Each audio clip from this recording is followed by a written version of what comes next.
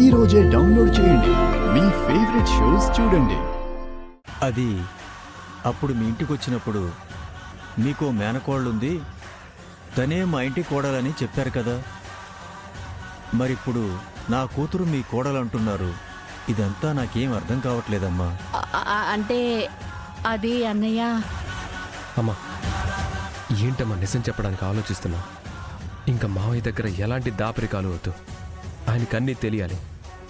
సహస్ర గురించి నేను మావయ్యకి చెప్పేస్తాను. నాకు మీ అమ్మాయితోనే కాకుండా సహస్రతో కూడా పెళ్ళైంది.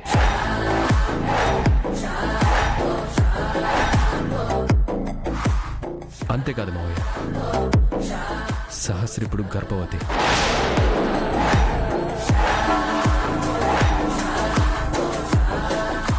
కానీ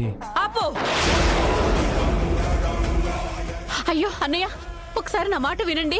ఏంటండి మీ మాట వినేది? వదలు.